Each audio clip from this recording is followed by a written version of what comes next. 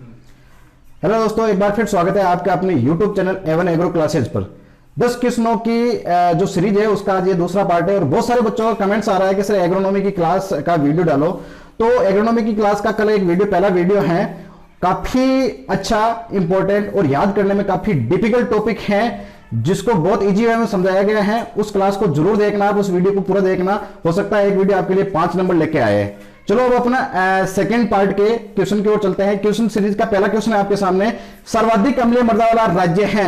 आपके सामने ऑप्शन है आसाम, पश्चिम बंगाल, उड़ीसा और हिमाचल प्रदेश। देखो बच्चों, जो भारत का पूर्वी इलाका है वहां के जितने भी राज्य हैं सारे के सारे एसिडिक सोइल के हैं, सभी की जो मृदाएं हैं मैक्सिमम अम्लीय मृदाएं हैं। और इसमें से जो सबसे बड़ा राज्य है जो क्षेत्रफल में, वो है पश्चिम बंगाल, और उस पश्चिम बंगाल में सबसे ज्यादा अम्लीय मृदाएं पाई जाती हैं। तो इसका सीधा सा आंसर जाएगा सेकंड ऑप्शन, बी ऑप्शन, पश्चिम बंगाल। बहुत ही इजी क्वेश्चन है, काफी अच्छा क्वेश्चन है। सबसे ज्यादा अम्लीय मृदाएं कहां पाई जाती है? पश्चिम बंगाल में। वहां पर क्यों होती है? क्योंकि ये जो पूर्वी इलाका है भारत का, यहाँ पर बहुत ज्यादा रेनफॉल होती है, बहुत ज्यादा बारिश होती है यहाँ पर, इसलिए यहाँ पर लगभग अम्लीय मृदाएं ही पाई जाती हैं जहां पर चावल और चाय की खेती होती है। चलो बच्चों, आपके सामने नेक्स्ट क्वेश्चन है, बहुत ही अच्छा क्वेश्चन है। बायोडायनेमिक खेती की विचारधारा का प्रतिपादन किसने किया? आपके सामने ऑप्शन है Rodel family, doctor Rudolph Steiner, हंस मुलर, लेडी वेब वॉल्फोर। काफी इंपॉर्टेंट क्वेश्चन, थ्योरी का क्वेश्चन है। एक इंग्लैंड के एक वैज्ञानिक थे डॉक्टर रूडोल्फ स्टेनर, इन्होंने नक्षत्रों के आधार पर खेती का विचारधारा दी थी जो काफी फेमस हुई थी, तो उसको बोला जाता है बायोडायनेमिक खेती। तो इसका सीधा सा आंसर जाएगा डॉक्टर रूडोल्फ स्टेनर, जो कहां के रहने वाले थे? इंग्लैंड के रहने वाले थे। चलो बच्चों, आपके सामने थर्ड क्वेश्चन है, गेहूं फसल में चौड़ी पत्तीदार खरपतवारों के नियंत्रण हेतु किस शाकनाशी का प्रयोग कर सकते हैं? देखो बच्चों, आपको बहुत ही इंपॉर्टेंट क्वेश्चन, जेट 2015 का जो एग्जाम होता है उसके अंदर ये क्वेश्चन आया था, और क्वेश्चन सुनते ही आपके माइंड में क्या आता है कि 240 आंसर होगा, लेकिन ऑप्शन के अंदर ये ऑप्शन ही नहीं है। ऑप्शन है आपके सामने आइसोप्रोटियोन, मेटासिस्टोक, मेटासल्फिरोन मिथाइल और एलाक्लोर। तो इसका सीधा सा आंसर जाएगा मेटसल्फिरोन, क्योंकि जब चौड़ी पत्ती वाले खरपतवार की बात आती है तो उसके लिए 240 यूज किया जाता है, लेकिन 240 अवेलेबल नहीं हो तो उसकी जगह मेटसल्फिरोन मिथाइल का उपयोग किया जा सकता है, जिसकी मात्रा ली जाती है 6 से 8 ml प्रति हेक्टर। और इसी के साथ में जो संकड़ी पत्ती वाले खरपतवार होते हैं उनको नष्ट करने के लिए आइसोप्रोटियोन का प्रयोग किया जाता है, लेकिन आइसोप्रोटियोन अगर अवेलेबल नहीं हो तो उसकी जगह सल्फोसल्फिरोन की मात्रा 30 से 32 ml प्रति हेक्टर की दर से प्रयोग कर सकते हैं। काफी अच्छा क्वेश्चन है, जेट 2015 के अंदर एक क्वेश्चन आया हुआ है। चलो चौथे क्वेश्चन पे चलते हैं। नेक्स्ट क्वेश्चन है, निम्न में से किस पादप के तने व जड़ों दोनों में गांठें पाई जाती हैं? ऑप्शन है आपके सामने सस्पेनिया एंग्युकुलाटा, सस्पेनिया रोस्टाटा, सस्पेनिया पिनाटा और उपरोक्त सभी। देखो बच्चों, जितनी भी दलहनी फसलें होती हैं या फिर लेग्यूम क्रॉप या गांठे वाली फसलें होती हैं, उनके जड़ों के अंदर एक गांठें पाई जाती हैं। उन गांठों के अंदर जीवाणु पाया जाता है जिसका नाम है राइजोबियम जीवाणु, जो वायुमंडलीय नाइट्रोजन का स्त्रीकरण करता है। तो ढेंचा एक सस्पेनिया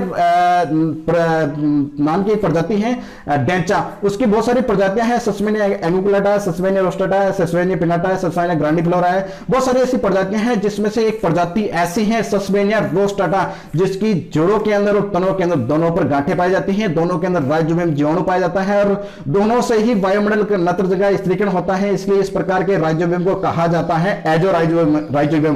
तो इसका सही आंसर जाएगा सेकंड ऑप्शन, सस्पेनिया रोस्टाटा। जेआरएफ का क्वेश्चन आया हुआ है 2019 के अंदर, काफी इंपॉर्टेंट क्वेश्चन है। चलो बच्चों, नेक्स्ट क्वेश्चन के साथ में चलते हैं। अगला क्वेश्चन है आपके साथ में, बूंद बूंद सिंचाई प्रणाली की एक प्रमुख कमी क्या है?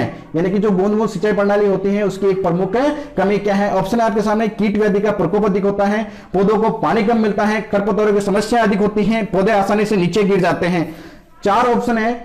देखो बच्चों, इसका सीधा सा फंडा है, बहुत इजीली ऑप्शन जाएगा, वो जाएगा फोर्थ ऑप्शन, पौधे आसानी से नीचे गिर जाते हैं। ऐसा क्यों होता है? ऐसा इसलिए होता है क्योंकि जो बूंद बूंद सिंचाई लगाते हैं उसके अंदर पौधों के जड़ों के आसपास में 24 घंटे पानी की नमी रहती है, पानी की अवेलेबिलिटी रहती है। तो मृदा की ऊपर वाली सरफेस होती है, ऊपर वाली सरफेस के ऊपर पानी की उपलब्धता रहती है, इसकी वजह से पौधे की जो जड़ें होती है वो पानी की तलाश में गहरी या नीचे नहीं जा पाती, जिसकी वजह से जड़ें मजबूत नहीं होती हैं, गहरी नहीं होती हैं। यानी कि एक तरीके से कह सकते हैं कि जो पौधे की नींव होती है वो कमजोर हो जाती है, जिसकी वजह से थोड़ी सी भी आंधी आई, थोड़ी सी हवा आती है तो ये पौधा गिरने के चांसेस बहुत ही ज्यादा रहते हैं। तो इसका सही आंसर जाएगा, पौधे आसानी से नीचे गिर जाते हैं। काफी लेवल की बुकों के अंदर क्वेश्चन मिल जाएगा। आपके सामने छठा क्वेश्चन है, नेक्स्ट क्वेश्चन, कोटा संभाग का अधिकांश हिस्सा कौन से कृषि जलवायु खंड में आता है? आपके सामने ऑप्शन है आर्द्र दक्षिणी क्षेत्र, आर्द्र दक्षिणी पूर्वी मैदान, अर्ध शुष्क पूर्वी मैदान क्षेत्र, अर्ध अर्ध दक्षिणी मैदान क्षेत्र।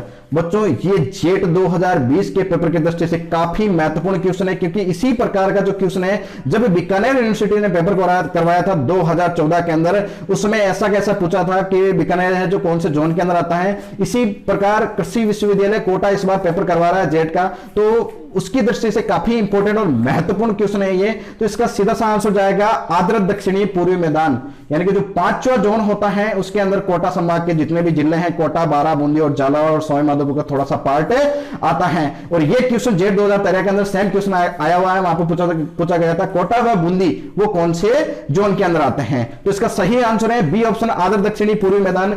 नेक्स्ट क्वेश्चन पे चलते हैं। अगला क्वेश्चन है 7 क्वेश्चन, निम्न में से कौन सा खरपतवार द्विबीजपत्री खरपतवार है। देखो बच्चों आपके सामने ऑप्शन है फेलेरिस माइनर, एविना फुतवा, साइप्रस ओल्टेंडस और अमेरंथस विल्डेस।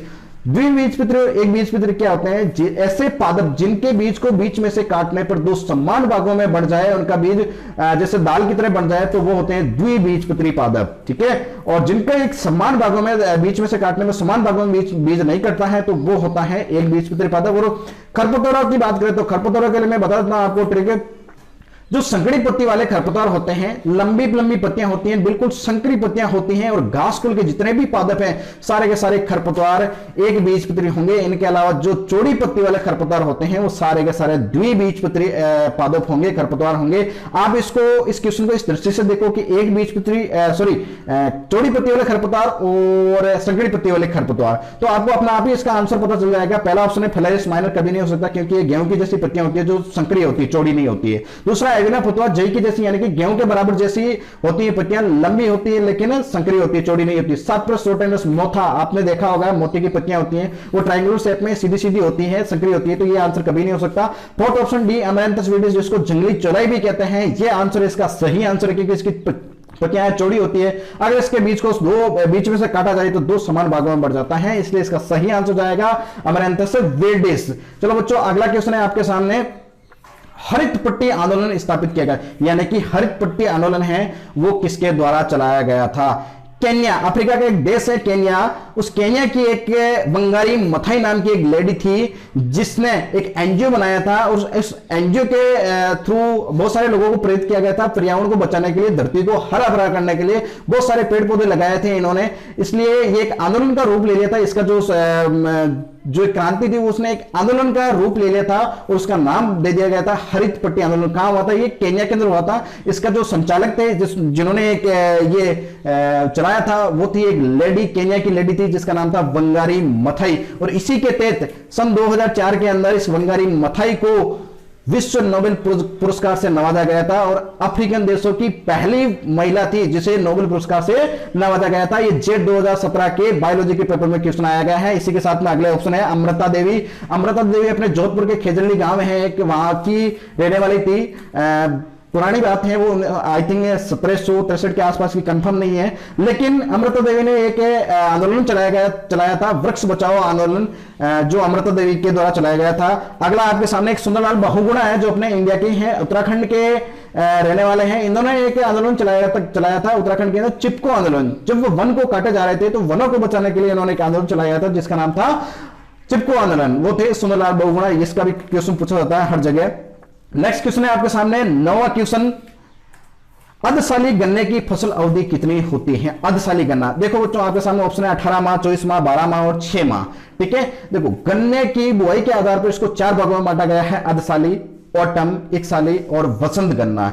4 प्रकार की गन्ने की बुआई के आधार पर बांटा गया है। इसमें से बुआई तो अलग अलग टाइम पे होती है, लेकिन सभी की कटाई नेक्स्ट वाला जो ईयर होता है उसकी नवंबर दिसंबर को होती है। तो अभी देखना आप इजीली इसको समझ में आ जाएगा। अर्धसाली गन्ना है वो जून जुलाई के अंदर बोया जाता है, और जून जुलाई से लगा करके अपन बुआई करेंगे। वो जैसे मान लो 2018 की जून जुलाई को बुआई की, 2019 की नवंबर दिसंबर में जाकर के इसकी कटाई होगी। इसका मतलब कितने साल तक गन्ना खड़ा रहेगा? लगभग 1.5 साल तक खड़ा रहेगा, और 1.5 साल के अंदर कितने महीने होते हैं? लगभग 18 महीने होते हैं। तो इसका सही आंसर जाएगा 18 महीने। अर्धसाली जो गन्ना होता है वो 18 महीने का होता है, बाकी जितने भी गन्ने होते हैं लगभग सारे के सारे 12 महीने के गन्ने होते हैं। काफी अच्छा क्वेश्चन है। नेक्स्ट क्वेश्चन है आपके सामने, last but not list, IRA को डीम्ड विश्वविद्यालय का दर्जा कब दिया गया था? IRA Indian agriculture research institute को डीम्ड विश्वविद्यालय का दर्जा कब दिया गया था? 1936 से पहला ऑप्शन, दूसरा ऑप्शन 1945, 1958 और 1966। तो इसका सही आंसर जाएगा 1958। 1958 के अंदर आईआरए यानी कि भारतीय कृषि अनुसंधान संस्थान को डीम्ड विश्वविद्यालय का दर्जा दिया गया था। बच्चों यहां से क्वेश्चन पुटअप करना चाहता हूं मैं आपसे, आप इसको कमेंट करके बताएगा, मैं इसका आंसर कल बताऊंगा आपको नेक्स्ट वीडियो के अंदर। क्वेश्चन आपके लिए यह है कि आईआरए के द्वारा जितनी भी फसलों की, फलों की और सब्जियों की जो वैरायटीज निकाली जाती हैं उनका ट्रेड नेम क्या रखा जाता है? यानी कि जो वैरायटी के आगे का जो नाम होता है ट्रेड नेम, वो क्या रखा जाता है? जैसे मान लो एमपीटी निकालते हैं उसका प्रताप रखते हैं, अर्का है, आजाद है, ऐसे बहुत सारे हैं। तो आईआरए के द्वारा कोई सी भी वैरायटी निकलती है तो उसका ट्रेड नेम क्या है? कमेंट करके बताएगा, कल इसका आंसर मिल जाएगा। और कल एक वीडियो के अंदर एक क्वेश्चन पूछा गया था कि भाई जल शरण की कौन सी अवस्था है जो किसान के लिए सबसे हानिकारक अवस्था होती है? तो बच्चों किसान के लिए जो सबसे हानिकारक अवस्था होती है वो होती है परत शरण। ठीक है, परत शरण क्यों हानिकारक अवस्था होती है? क्योंकि इसके अंदर जो मृदा की ऊपर वाली जो सरफेस होती है, जहां पर उपजाऊ मृदा होती है, जहां पर पोषक तत्वों की बहुत ज्यादा उपलब्धता होती है, वो सारी की सारी मृदा बह करके चली जाती है, जिसकी वजह से आने वाली फसल के अंदर काफी नुकसान होता है, उपज में काफी हानि होती है। इसलिए वो किसान के लिए आर्थिक रूप से काफी हानिकारक अवस्था होती है, इसलिए उसको किसान का कैंसर भी कहा जाता है।